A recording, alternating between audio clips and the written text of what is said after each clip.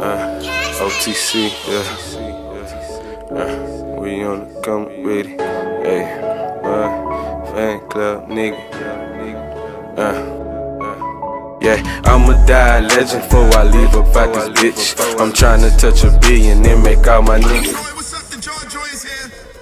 Jawn Joi. The Jawn Joi. The young John. The young Jawn Joi. What's up? It's the Jawn Joi. I got a Savannah native in the building.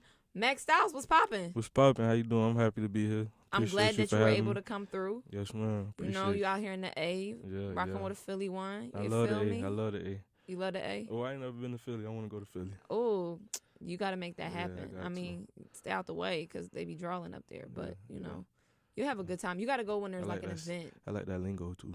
Stay out the way? Oh, drawing. What y'all be saying in Savannah? For drawing? Like tripping? Yeah, I guess so. Shit. Tripping, really. What's some of y'all words, though? Do y'all have any, like, slang words? Yeah, a lot. Like, for instance, like money for $5 is pound, for 10 is tension. Oh, I like tension. Yeah, like I might have to tension. use that. Let me get a couple tensions. You feel me? Let me get a tension, shit like that. We got a lot of shit we say. Do you use slang from other cities? Yeah, I actually like traveled a lot. So like my people's in the military, so I done been to Germany, like Texas. Wow. Yeah, everywhere. So, all right. Speaking of that, so you lived in Germany for a little bit. Yeah, about 3 years. Your parents, you're an Army brat. Yeah. Okay. Now, out in Germany, I'm sure it's totally different than America. Yeah. Like, did you have to learn their language, or were you just more so on the base? It's like, you know, in class you got to take a foreign language. Yeah, it's like that. I had a foreign language. I mean, I didn't really learn it. I don't remember none of that shit, but I had to be in the class, and I did good in the class.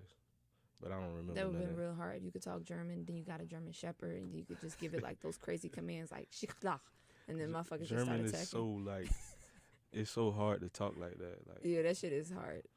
Like, French and Spanish is kind of, like, it's kind of sexy in a sense, you know, it's kind of appealing. German, I say French. German has a weird. Yeah, like, got a lot of spitting. Yeah, it's a lot of spitting, yeah. Shit like that. Yeah. Fuck with it. So, did they have any slang words out there or anything? Like, what you like about Germany? The food was good. I like the food. German chocolate cakes and shit. Yeah, and like I like the fact that there's no speed limit. I mean, I wasn't driving. What? Yeah, on the highway. Oh, I gotta go to Germany. Yeah, on the autobahn, there's no speed limit. Me out there, it's over. Yeah, when my dad got his car, when he first got his car, we went on the highway and he did the whole dash. That shit was pretty cool. Wow. Yeah, that shit. I wonder how many accidents there are. It's not any. It's rarely any. Are there a lot of people out there with cars? Yeah. That's interesting. Like I feel like it makes it better though, in a sense. It's like freeing. Yeah. To really just go as fast as you want to go. Yeah, it makes it better. It's rarely any accidents, for real. Would you move back to Germany? Nah. No. I don't like. I ain't gonna say I don't like German people, but I just rather stick around Americans with my people. So, growing up an Army brat, where else? What other cities or countries did you live in? I stayed in Texas. I stayed in Fort Hood, Killeen, Texas. I used to live in Arizona. Oh, Arizona's a dope place. Yeah, Florida. That's it really. Okay. And out of all of them, like, what was your favorite spot? Savannah, Georgia. Yeah. Savannah. That's my favorite spot. Yeah. Oh wow. All right. So how old were you when you moved to Savannah? I was in 3rd grade. I don't know how old you are in 3rd grade. You're probably like 9, 8. Yeah, 9. yeah, 8 or 9. Yeah, I know.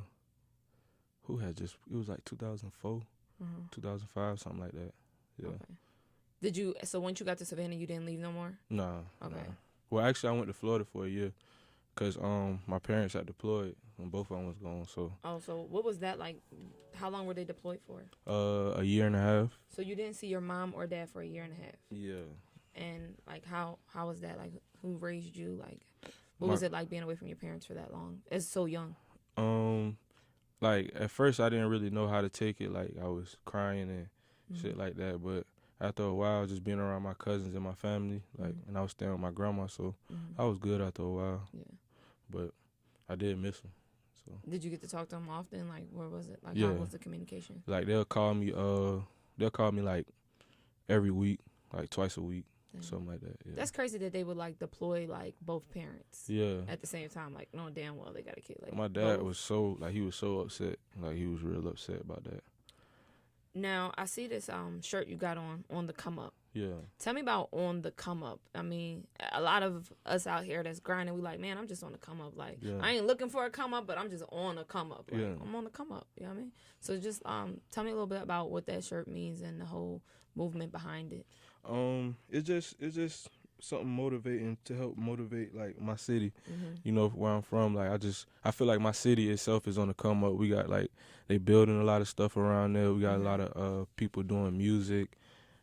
People doing everything, like just trying to, you know, really build something for themselves. And so I wanted to kind of stamp that, you know what I'm saying? So I just came up with On the Come Up. At first it was going to be like a mixtape title, but I didn't really, I feel like J. Cole had already kind of killed that. Like he took that. That's his. Do you remember the Come Up DVDs? I know they was like big up north though. It was like, that's how like, I think Nicki Minaj had got discovered. It was like something Fendi put together. And it was just DVDs and like music videos of niggas rapping. And it was like called the Come Up DVD. You should look it up. Yeah, that's They were tough. really dope. And like Wayne was on them. It was a whole bunch of people that were on them. But yeah. I'm going to definitely check into that. Yeah, you should look into that. Now, like, what are some disciplines that you stick to in your daily routine while you're on the come up to stay focused and, you know, for you to be one of the main people, you know what I mean? That's your brand, right? Yeah, it's mine. So you creating that brand and it keeping you motivated, but also motivating the people around you within your city. You got to make sure you take care of yourself first. Yeah, that's true. Before you can motivate others. Yeah. So what are some disciplines that you stick to just keep yourself motivated while you're on the come up? I just try not to be like, you know, out too much on the weekends. Just really try to stay to myself. Really focus on what I got going on, and not really getting in other people's business and stuff like that. Just cause where I'm from, like, it's real easy to get in some drama or get into, you know what I'm saying, small. Just you saying something, somebody going back and telling them and start something else. So I just try to stay in my own lane, do my own thing. Speaking of that, like I know there's I don't want to say a lot, but I know that there is I don't want to say a nice amount, but there is violence within the city of Atlanta. How do you protect yourself and stay out the way when it comes to that and just staying out the mix? Oh yeah, just stay at home, you know, smoke my little weed and make my music.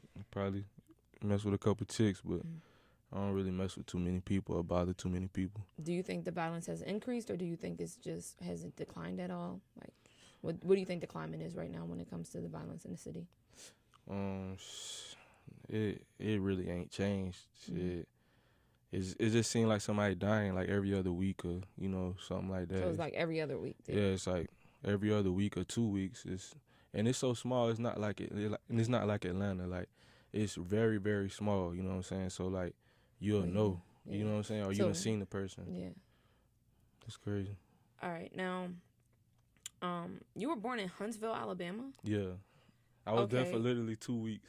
And then your parents was like, all right, we out. Yeah, I had moved to Arizona. How did your parents end up in Huntsville? Like, are they from Huntsville, Alabama? No, they was like, my parents both went in the military in 1988. They met in Germany. Oh, that's dope. Yeah, and they was over there. They met in Germany. They was there for a year or two. Then they went to Korea, and that's where they got that's when they really started, like, you know. So where were you conceived at? I was conceived in, I want to say Germany. Oh, I want to say Germany. I don't German, know. Bruh. Yeah. I don't really know. That's a good question. I can ask my dad that. I ain't never asked him that. Like, hold on. You know, most of us would be like right in Philly. You know, like everything. Yeah. Now, so do you go back to Huntsville at all, or like, so you have no ties there? You were just born there. Yeah, just born there. Okay. That's it. I did some digging. Okay. And I found I used to play ball. Yeah. Basketball and football? Yeah, played basketball and football, mainly basketball. Mainly basketball. Yeah. What was your position? Shooting guard. Oh, you know, my shot is crazy. You can't shoot better than me. I think we should see about that. You know, there's a court right out there. Did you see the court? No, I didn't see it. In the lounge? I think we should go to the kitchen and we should see about that. We can. We definitely can. It's definitely getting recorded, guys. I want y'all to see this because it's over for him. It's definitely the done. I'm telling you, shot crazy. Your shot crazy? Shot crazy. My shot crazier. My shot is like needs to be in the asylum. All right, now, you know, being a basketball player. How long did you play basketball for? Oh shit! Ever since I was little. So when did you stop? I stopped probably 2015. About 3 years ago. Okay, is that when? All right.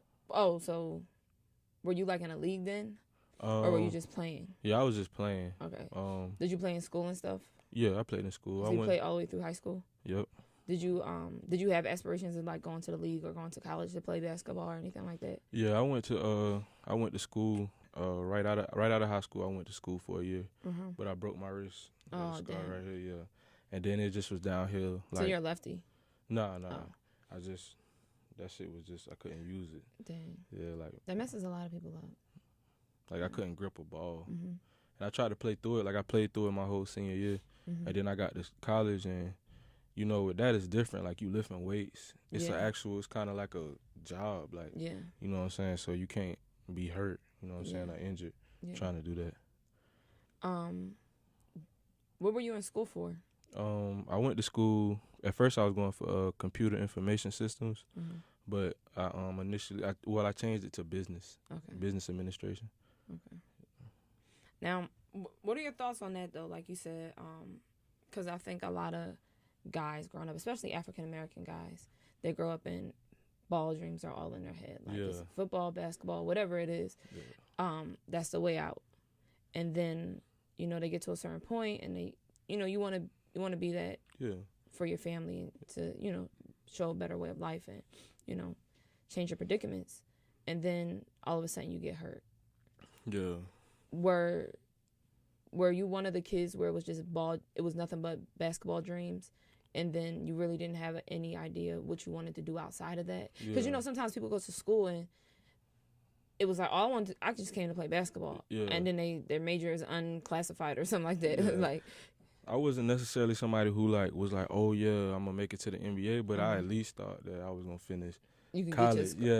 Get my degree with it. So after I got hurt, and I really just kind of started falling back from it and not being in school, just not doing right in school, not really doing my work, just kind of partying, smoking. I don't know. I just kind of got away from it.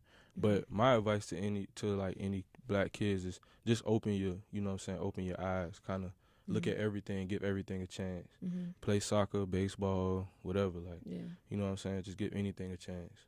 Definitely. I think that's a good piece of advice, because I think that happens a lot to black guys in our community. And kind of just focus on, kind of be one dimensional. You can't do that. Yeah. You got to look at everything. So when did music come into play and become your main focus? Because I know you started writing music when you were 10. Yeah. So it was were you pursuing music during that time of when you were playing when you were this basketball player? No, I wasn't really pursuing music, but I always was always writing, always jotting down stuff, always kind of had that thought. So songs just come in your head. Just kind of always wanted to do that. But yeah, that's all it was. I always been doing that. I can't think of a day that I didn't listen to music. I can think of some days I didn't play basketball, but it's never been a day I didn't listen to music. Music was out your life. Yeah. When I listen to your music, I get this dirty South feel. Yeah. I listen to him, I'm like, he's dirty South, It's surprising to hear nowadays, especially being in the South. Yeah. Even though, Atlanta's its own world within own entity, inside the South, but just the sound of the South has changed so much. And when I hear you, I'm like, he reminds me of that old school dirty South sound. Yeah. Who were some of your inspirations coming up? I like the Hot Boys. I like I'm a real big Starlito fan. Okay. I like Dom Kennedy, Snoop Dogg.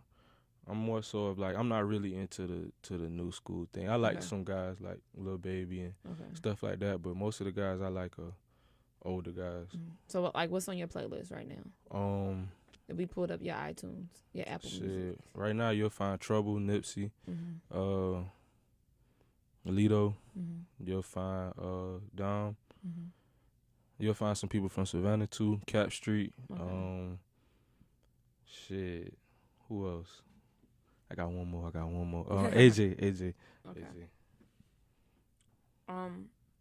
Now I know back in January of this year, your mom passed away and she had committed suicide.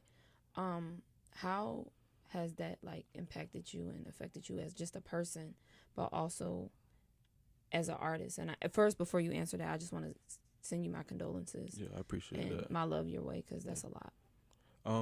Well, it totally changed me as a person. It made me kind of realize, like even with females, like it just kind of made me realize you gotta watch how you treat people. You just gotta watch your decisions, make better decisions, and just changed my whole life totally. And all right, so when you say when it came to females and how you treat females and stuff, like what do you mean by that? Can we go into depth with that? Just like all the, just being a player, like us men we don't really take that serious. Like we be talking to a lot of females and telling them this, telling them I like you, telling them that, but some girls really take that shit, you know what I'm saying, to heart. You know what I'm saying? They really do like you. They really do want to be with you and stuff like that. And you can't just leave. You just can't be loving people and leaving. Yeah. You know what I'm saying? Because you never know how people take things. Yeah. So. You ever broke a girl's heart? Yeah, I feel like I have. You have? Yeah. How many hearts you think you've broken? I don't know. Probably a couple. A couple? Probably a couple. Two. Yeah. A couple is two. Yeah. I done got my heart broke too, though. You got your heart broke? Yeah. How do you think you handle it when you break someone's heart, or you've broken someone's heart? Because sometimes you could break up with somebody and not know that you broke their heart. Yeah. You know what I'm saying? So how do you, was it more so like that you broke their heart, and how was that different from knowing that somebody broke your heart? When somebody broke my heart, I was like, I got more so mad than like sad. I was more so like mad and punching shit like that. But with me breaking somebody's heart, I kind of knew I did, and I felt bad. Like I genuinely felt bad. Like for real. I wasn't like, it wasn't like I ain't care, but it's just life. Now, if you don't mind me asking, how did your heart get broken? I got cheated on. Okay, and how did you break her heart? Cheating. So cheating was the main factor. Yeah, that's mainly what it is. Do you think all guys cheat? I ain't gonna say that, cause I know I have a couple friends who really are cheat. faithful. Yeah, they really are. They might have cheated in the past. Do you believe in the ideology that guys can cheat and there's no emotional attachment, and that if a girl cheats, it's totally over, like she just does not love him anymore, and she had to be emotionally attached to this guy that she just had sex with? I feel like I don't think that's true. Okay. Because that's a lot of guys' arguments. They be like, yeah, but we cheated, but we don't really feel nothing with her. We just wanted to feel something different. You know what I'm saying? So that might be the case sometimes, though. But that's not the case all the time. Like, sometimes the nigga do be feeling the other girl. And I do believe with girls, though, that they cheat more so. They don't just cheat just to be... Cheat. Yeah, they cheat emotionally. Like, they like the nigga. Like, they really like him. So if she let him hit, it's like she really she really like him, especially if she got a nigga. And I don't believe that they don't love their boyfriend no more. Like, they probably still do love their nigga. If a girl cheats, you don't think it's... So it's basically the same thing. They be like, if a guy cheats, it doesn't mean that he doesn't love her anymore. Yeah, exactly. And if she cheats, it's the same thing. It goes both ways, yeah. Okay, I think you're being fair. Yeah. I'll let you pass. Ways. I'll let you slide. Yeah, I like that answer. Now, Legend, the video for Legend, your single Legend, just dropped. Out now on YouTube. In the song you say, if you can't keep it G, you can't get a verse. Is it verse from me? Yeah. Okay. What's your definition of keeping it G? Being you. Okay. Like 100% you, not acting like nobody else, or trying to be trendy or riding waves. Just being who you are. Okay. What's your definition of a legend? You want me to give you a meaning, or can I give you an example? I want to know how you personally feel about the word legend, like, because you like, before I leave this earth, I'm gonna be a legend. So it's just like, what is your own standards of what a legend is? Because the same way people have different standards and views on what success is. Yeah, that's true. You know what I mean? So yeah. I think there's different standards and views when it comes to what you consider a legend. Yeah, there's definitely levels to it being a legend too. Like you might be a legend in Savannah and nowhere else. You know what I'm saying? Like, but I feel like a legend is just somebody who you like. Let's say if they was gone, it just still feel like they there. They always gonna be around. Their name always gonna be floating around. People always gonna be talking about them. Maybe not like a lot, but they're always relevant in a sense. Like Camouflage, he's the perfect definition. Like his name is always gonna be relevant in Savannah. He a legend. So like that's what I think a legend is. What other legends do you feel as though like, you know what I mean, that you look at in your life and you're like, oh, that person's a legend? People like Snoop Dogg. Who else? It doesn't have to be rap necessarily. It don't have to be rap. Just any. They could be rappers. They could be anything. Shit. Like Martin Luther King, people like that. Like you know what I'm saying? Nelson Mandela. Just like even recently, like Aretha Franklin, people like that. She definitely is a legend. You know what's what I'm your saying? favorite Aretha Franklin song?